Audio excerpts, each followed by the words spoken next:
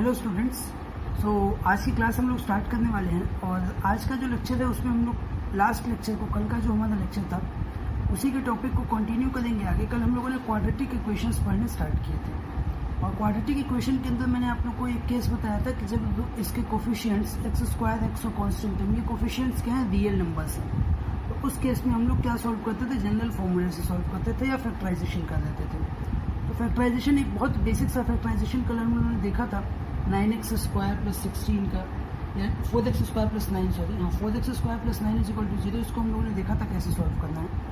अब हम लोग देखने वाले हैं कि अगर हमारे पास ये कुछ स्टैंडर्ड फॉर्म मतलब ax square plus bx plus c type का फॉर्म आ गया है तो उसमें हम लोग कैसे सॉल्व करेंगे।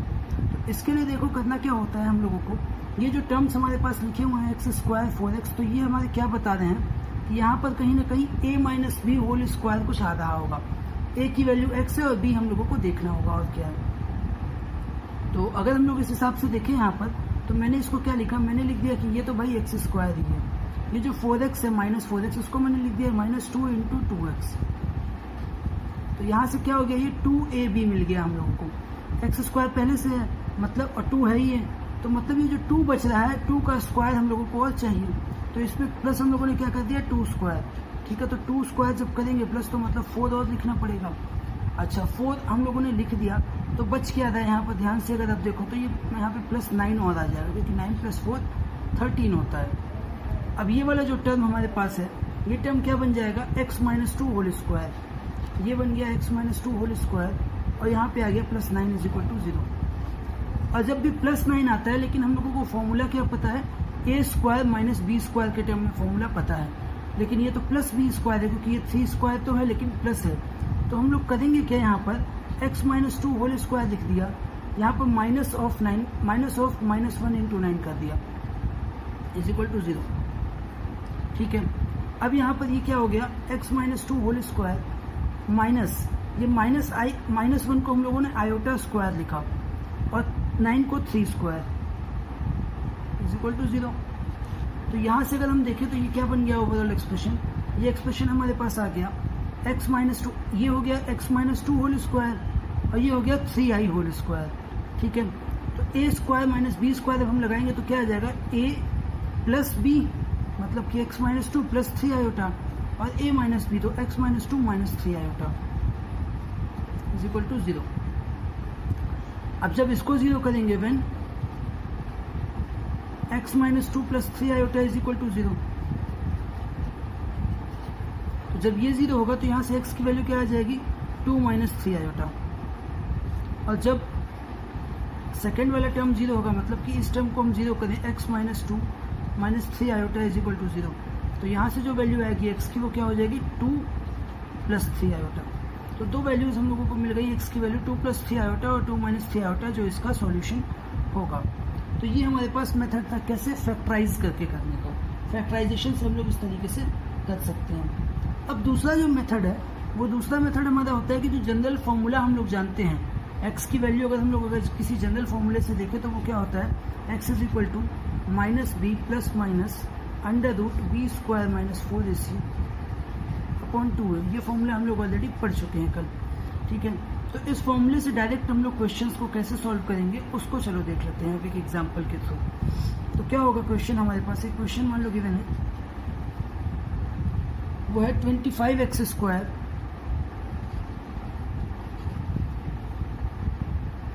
Minus 30x plus 11 is equal to 0। ठीक है, तो अगर हम इस क्वेश्चन में क्या करेंगे, कंपेयर करें अगर, तो a की वैल्यू क्या मिल जाएगी हम लोग को, इक्वेशन क्या होता है standard ax square plus bx plus c is equal to 0। उससे अगर हम लोग कंपेयर करें तो a की वैल्यू 25 है, b की वैल्यू क्या है माइनस 30 और c की वैल्यू क्या है 11। ठीक है, अगर हम यहाँ पे कंपेरिजन करने के बाद अब क्या करना होगा, हम लोग को इस फॉर्मूले में वैल्यू को सब्स्टिट्यूट कर देना होगा। एक बात अगर हम लोग यहाँ पर ध्यान से देखें तो x की वैल्यू क्या हो जाएगी फिर माइनस बी, दैट मीन्स कि माइनस ऑफ माइनस 30, तो ये प्लस 30 हो गया, plus minus under root B square, तो मतलब माइनस 30 का square, B square minus 4 into A मतलब 4 into 25 into C means 11, clear, upon 2a means 2 into 25। ये इतना स्टेप क्लियर होगा, फाइन। आगे बढ़ेंगे अगर हम लोग तो x की वैल्यू यहाँ से क्या बोल सकते हैं 30 प्लस माइनस अंडर रूट, ये क्या होगा 30 square means 900 minus 25 into 4 that is 100 and 100 into 11 that is 1100 fine divided by 2 into 25 that is 50। तो ये हमारे पास आ गया एक वैल्यू। अब इसमें आगे बढ़ते हैं हम लोग, ठीक है। तो आगे हम लोग कैसे सॉल्व करेंगे, देखो यहां पर लिखा था हमारे पास x is equal to 30 plus minus under root में था 900 माइनस 1100, तो 900 माइनस 1100 को हम क्या बोल सकते हैं under root 200 with minus sign upon 2a that means 50, ठीक है। तो अब अगर और आगे बढ़ें तो क्या हम बोल सकते हैं यहाँ पर फाइनली कि जो वैल्यूज हैं अंडर रूट माइनस 200 को, ठीक है, माइनस 200 अंडर रूट में जो लिखा हुआ है इसको अगर हम देखें तो हम क्या बोल सकते हैं कि माइनस 1 इंटू 200 है, ठीक है। माइनस 1 इंटू 200 करके स्टैंडर्ड हम बोल सकते हैं कि ये इस तरीके से लिखा हुआ है। तो जब माइनस 1 इंटू 200 है दैट मीन्स कि ये क्या हो गया 30 plus minus under root minus 1 into under root 200 upon 50। तो ये जो अंडर रूट माइनस 1 है ये हमारे पास क्या हो जाता है आयोटा, तो 30 प्लस माइनस आयोटा और रूट 200 जो लिखा हुआ है रूट 200 को अगर हम लोग देखें तो ये क्या है 10 रूट 2, क्योंकि 100 इंटू 2 होता है तो 100 तो बाहर आ जाएगा रूट से, तो वो 10 बचेगा और ये बचेगा रूट 2 अपॉन 50। तो हम लोग यहाँ पर 10 कॉमन ले सकते हैं, तो 10 कॉमन लेकर के अगर कैंसिल आउट करें तो x की जो वैल्यू हम लोगों को मिलेगी वो क्या मिलेगी 3 plus minus root 2 iota, 3 plus minus root 2 iota upon 5, ठीक है। इसी को हम लोग सिंप्लीफाई करके लिख सकते हैं 3/5 a प्लस आई बी के फॉर्म में 3/5 प्लस रूट 2/5 आयोटा, ये हमारा प्लस माइनस सॉरी, तो एक आंसर मिलेगा 3/5 प्लस रूट 2/5 आयोटा और दूसरा आंसर 3/5 माइनस रूट 2/5 आयोटा। ये हमारे फाइनल क्या आ गए रूट्स आ गए इक्वेशन के, दैट मीन्स कि x की वैल्यू जिसके लिए गिवन इक्वेशन की वैल्यू 0 होगी। तो ये अभी तक हम लोगों ने पढ़ लिया रियल कोफिशिएंट का केस। रियल कोफिशिएंट्स हैं बट यहाँ पर डिस्क्रिमिनेंट जो है, डिस्क्रिमिनेंट मीन्स अंडर रूट के अंदर जो क्वांटिटी आती है minus B square minus 4ac, ये निगेटिव क्वांटिटी आ रही है। इसकी वजह से हमारे यहाँ पे क्या हो रहा है जो वैल्यूज आ रही हैं वो एक कॉम्प्लेक्स नंबर आ रहा है a प्लस आयोटा बी के फॉर्म में। फाइन, तो क्लियर होगा ये सारी चीजें। अब हम लोग आगे बढ़ते हैं, तो आगे बढ़ने में अब जो हमारा टॉपिक आएगा वो होगा कि अब अगर जो कोफिशिएंट्स गिवन हैं वो कोफिशिएंट भी अगर कॉम्प्लेक्स हो जाएं तो हम लोग क्या करेंगे, कोफिशिएंट भी अगर हम लोग को कॉम्प्लेक्स मिलने लगे तो किस तरीके से हम लोग सॉल्व करेंगे उसको चलो हम लोग आगे स्टडी करते हैं। तो केसेस वही होंगे, कोई अलग तरीका नहीं होगा, फॉर्मूला सेम यूज होगा जो फॉर्मूला अभी तक इस्तेमाल होता आया है, that is x is equal to minus B plus minus under root B square minus 4ac upon 2a। Same formula हम लोग यूज करके क्वेश्चन को सॉल्व करने वाले हैं। जैसे कि अब यहाँ पर भी दो तरीके इस्तेमाल होंगे, या तो फैक्टराइजेशन या तो डायरेक्ट फॉर्मूला से, ठीक है। तो हम लोग अब चलो स्टार्ट करते हैं उस टॉपिक को, ठीक है, कोफिशिएंट कॉम्प्लेक्स कोफिशिएंट केसेस को।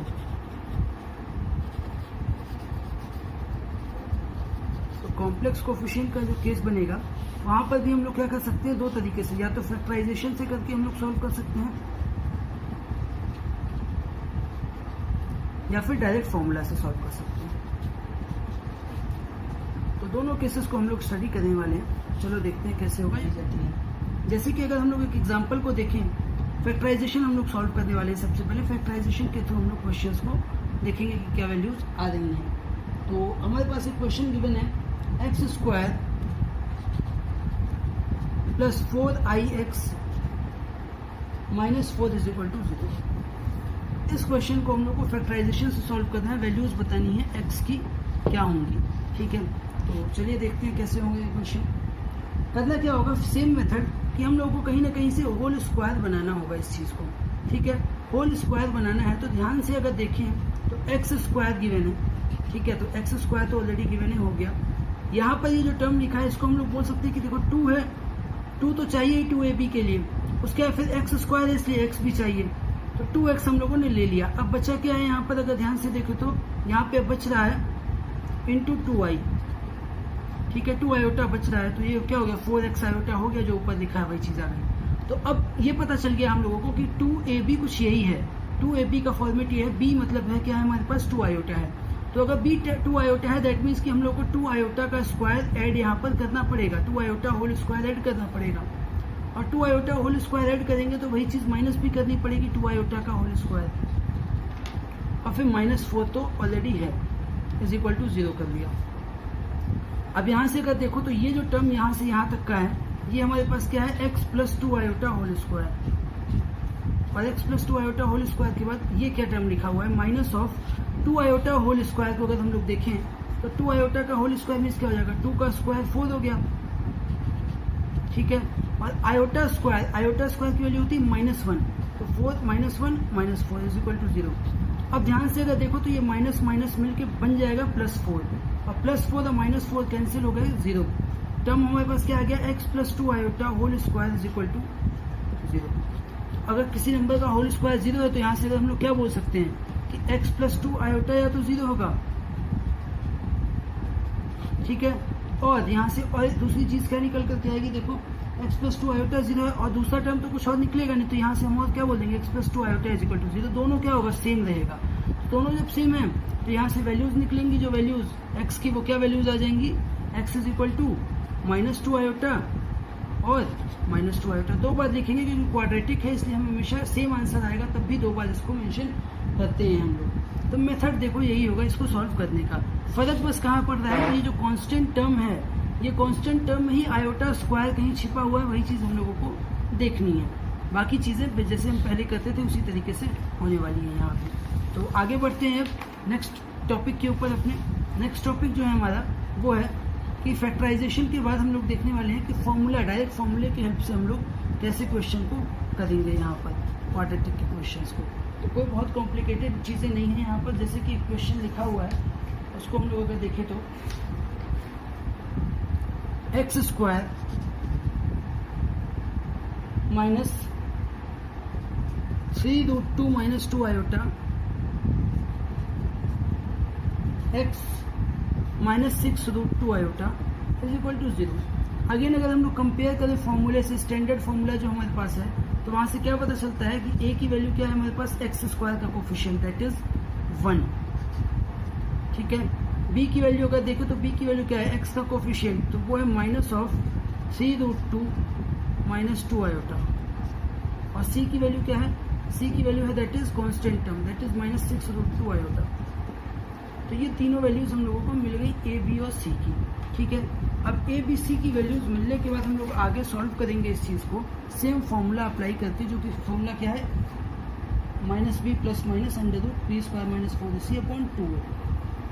तो जब इस वैल्यूज को हम लोग रखेंगे तो क्या पता चलेगा कि x की वैल्यू क्या हो गई -b, दैट मीन्स कि ये पहले से माइनस साइन है तो मिलके प्लस हो जाएगा, 3√2 माइनस 2 आयोटा माइनस b ये हो गया प्लस माइनस √b स्क्वायर के प्लेस पे क्या हो जाएगा 3√2 माइनस 2 आयोटा का होल स्क्वायर माइनस 4 इंटू ए के प्लेस पे क्या है 1 है तो ये 1 हो गया, और c के प्लेस पे क्या है -6√2 आयोटा। तो माइनस और माइनस साइन c में भी है और ये पहले से माइनस लिखा हुआ है, ये मिला के हो जाएगा प्लस 6√2 आयोटा, ये आ गया हमारे पास, ठीक है। अपॉन 2 है तो अपॉन में 2 लिखेंगे अगर हम लोग तो 2 इंटू 1 हो जाएगा। x की वैल्यू यहाँ से क्या आ गई 3√2 माइनस 2 आयोटा, ठीक है, प्लस माइनस। अब यहाँ पर अंडर रूट के अंदर हम लोग सॉल्व करने के लिए क्या करेंगे, इसको एक्सपेंड कर देते हैं, चलो ठीक है। जब एक्सपेंड करेंगे तो क्या पता चलेगा 3√2 का स्क्वायर, 3 का स्क्वायर 9 और √2 का होता है 2, तो 9 इंटू 2 हो गया 18 हमारे पास, a square plus b square मतलब 4 आयोटा स्क्वायर 2i का होल स्क्वायर माइनस 2ab, तो 2 इंटू a इंटू b करेंगे तो 2 इंटू 3 6 इंटू 2 12 आयोटा हो जाएगा ये, ठीक है। प्लस ये क्या लिखा हुआ है देखो 6 इंटू 4 24√2 आयोटा, ठीक है, अपॉन 2। अब आगे बढ़ेंगे, x is equal to 3√2 -2 iota plus minus, अच्छा आप ध्यान से अगर देखो तो ये क्या लिखा हुआ है, 18 मतलब कि 18 हो गया प्लस 4 आयोटा स्क्वायर। मैं अभी इसको सॉल्व नहीं कर रहा हूँ। ये -12 प्लस 24 मिलके क्या हो जाएगा, +12√2 आयोटा। तो अगर हम ध्यान से देखें तो ये क्या लिखा हुआ है, +12√2। अगर अच्छा -12√2 आया था कब, जबकि 3√2 -2 आई था, मतलब कि 2ab की वैल्यू -2ab था ये, अब +2ab हो गया तो a² + b² + 2ab। तो ये एक्चुअली कुछ नहीं लिखा है, ये लिखा क्या है 3√2 + √2 आयोटा होल स्क्वायर। ये यहाँ पे माइनस की जगह पे देखो कुछ नहीं हो रहा है, बस साइन चेंज हुआ है। ये पूरा टर्म, ये वाला टर्म और ये टर्म सेम ही है। 2ab का साइन चेंज हुआ है, तो माइनस था तो माइनस है, +2ab हो गया, ये a² + b² + 2ab। तो मतलब हम लोग को ये पता चल गया कि यहाँ से ये जो वैल्यू बाहर आने वाली है, तो ये वैल्यू क्या है, x = 3√2 -2 iota plus minus under root में ये लिखा है 3√2 + 2i आयोटा स्क्वायर अपॉन 2। अब ये क्या हो गया, 3√2 -2 आयोटा प्लस माइनस ये होल स्क्वायर बाहर आ जाएगा रूट के, तो क्या बचेगा 3√2 + 2 आयोटा अपॉन 2। अब हम लोग दो वैल्यूज को ले लेंगे अलग अलग करके। जब x की वैल्यूज एक बार प्लस लो तो क्या हो जाएगा, प्लस वाली वैल्यू लोगे तो 3√2 -2 आयोटा प्लस 3√2 + 2 आयोटा अपॉन 2। एक बार ये वैल्यू आएगी, ठीक है। दूसरी बार क्या वैल्यू आएगी, x = माइनस वाली वैल्यू जब लेंगे तो 3√2 -2 आयोटा और माइनस साइन लिखेंगे तो ये वाला साइन दोनों क्या हो जाएगा, ब्रैकेट ओपन है उससे दोनों माइनस हो जाएगा, तो -3√2 -2 आयोटा अपॉन 2, ठीक है। तो ये जो वैल्यू दे दी हम लोग को, देखो 2 आयोटा और 2 आयोटा कैंसिल हो गया, 3√2 + 3√2 क्या हो जाएगा 6√2 और डिवाइड करेंगे 2 से तो अल्टीमेटली बचेगा क्या, 3√2 ही बचेगा यहाँ पर। तो एक वैल्यू आ गई प्योरली रियल सॉल्यूशन। और दूसरा अगर देखें तो यहाँ से देखो 3√2 और 3√2 माइनस वाला प्लस वाला कैंसिल हो गया, -2 मीन्स -4 और -4 को जब 2 से डिवाइड करोगे तो क्या आएगा -2 आयोटा। मतलब कि हम लोग को क्या पता चला कि दो आंसर मिल रहे हैं, एक हमारे पास क्या है परफेक्ट रियल सॉल्यूशन है और दूसरा क्या है perfect imaginary purely imaginary solution है, जो कि दोनों क्या है 3√2 एक है और दूसरा क्या है 2 आयोटा, ठीक है। तो ये हम लोग को वैल्यू यहाँ से फाइनल मिल रही है, ठीक है। इसमें ऑलरेडी सारी चीज़ें क्लियर हो गई, तो आगे बढ़ते हैं। अब हम लोग आगे देखो कुछ इसमें सारी चीज़ें ऑलमोस्ट क्लियर हो गई, क्योंकि क्वेश्चन जो हमें सॉल्व करने हैं वो इसी तरीके से करने होते हैं, ठीक है।